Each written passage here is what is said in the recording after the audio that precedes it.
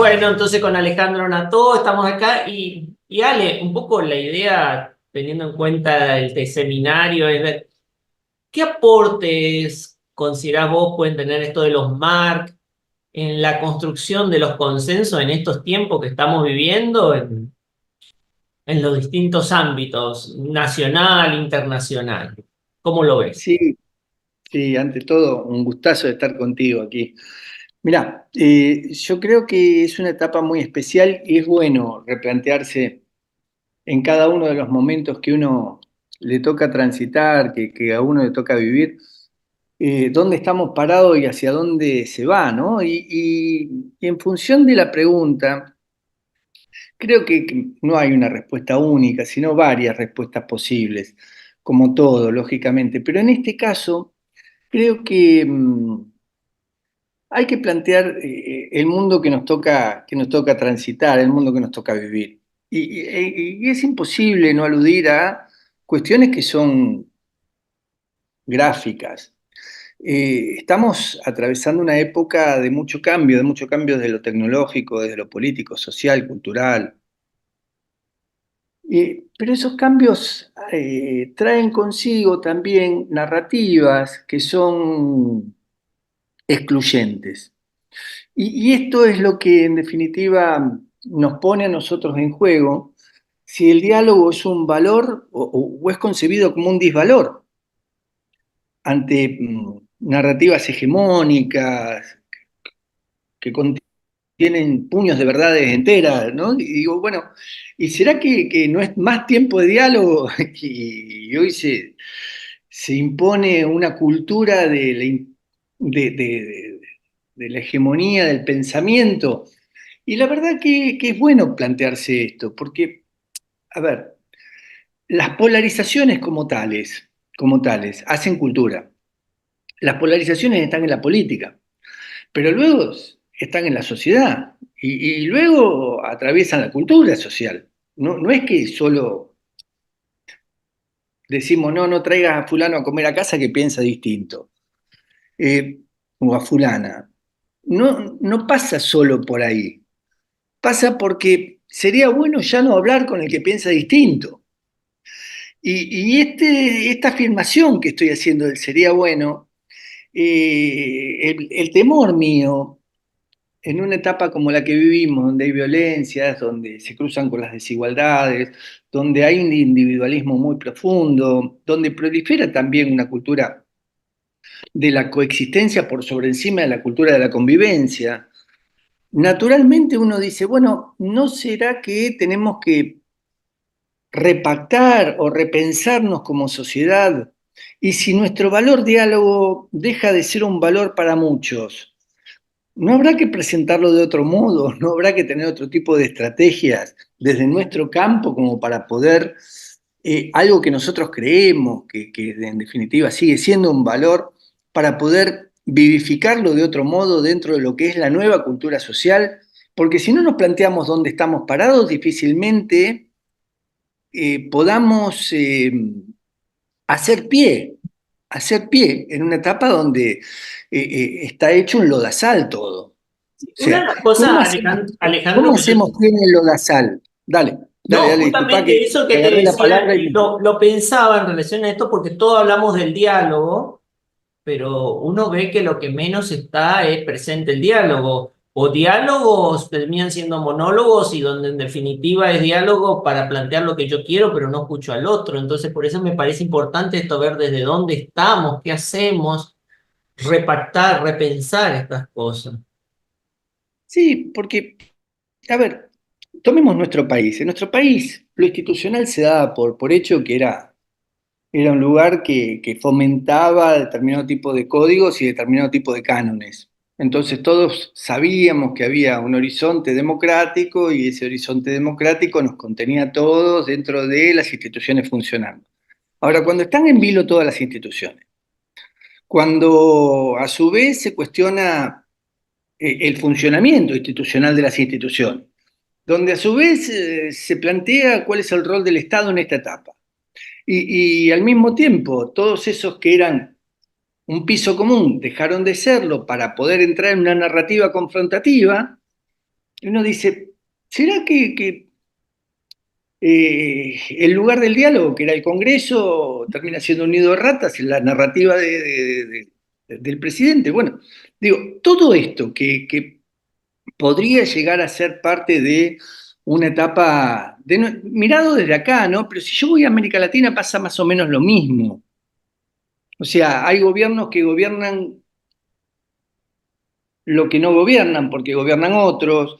Hay otros que perdieron el gobierno en 6 meses, aunque estén gobernando. Hay otros que arrasan con las instituciones en todos lados y bueno, y gobiernan sin las instituciones. Y después también proliferan discursos que son bastante antiderechos, ante todo lo que teóricamente fueron los pilares estructurales de una sociedad de convivencia.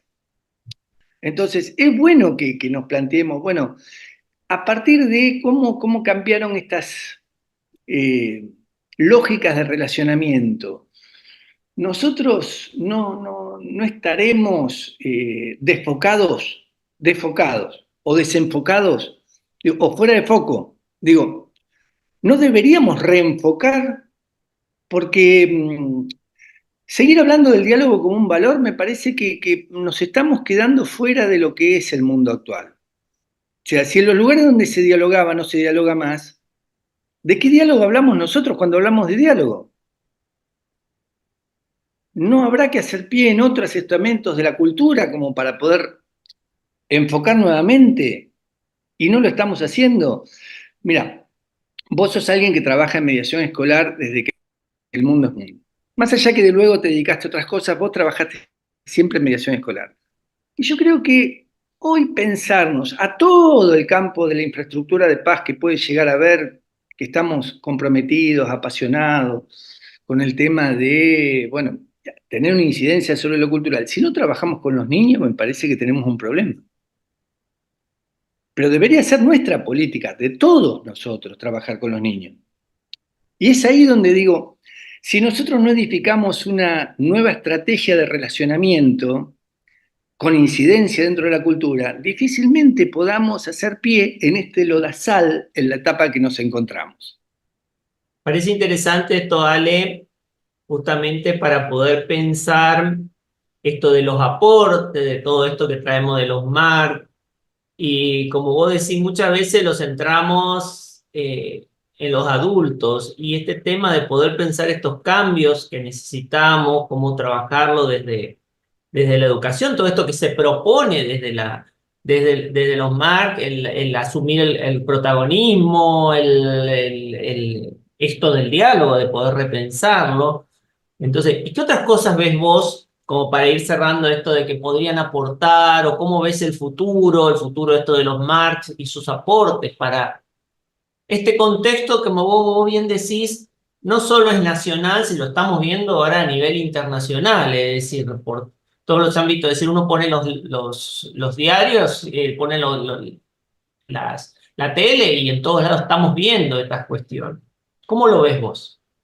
No, me parece central lo que estás planteando. Me parece central porque mientras el mundo cambia, nosotros no pensamos de nuevo en lo nuevo. Seguimos reproduciendo lógicas que venimos trayendo desde hace mucho tiempo.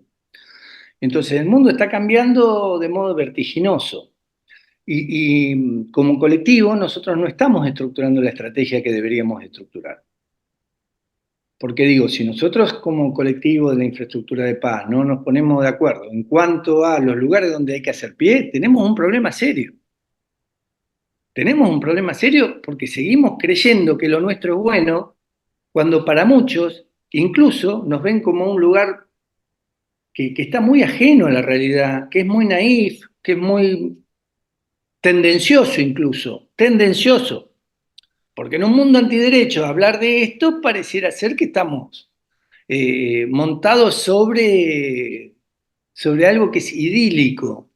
Y la verdad que no es idílico lo nuestro. Lo nuestro tiene mucho que ver con una necesidad social, con una necesidad de estructurar valores en los cuales se tiene que sostener la sociedad si quiere mejorar sus cánones de convivencia, si quiere generar puentes de integración, con túneles de comprensión y al mismo tiempo a centrarnos dentro de lo que es la dinámica cultural del relacionamiento, y todo ello requiere sí o sí que empecemos también a trabajar sobre nuestros profesionales. O sea, no es solo un conflicto, dos personas y las que sean, para ver si nosotros tratamos de ver si entre ellos llegan a un entendimiento, que puede ser un acuerdo, un cambio de relación, un cambio de historia, etcétera, etcétera, etcétera.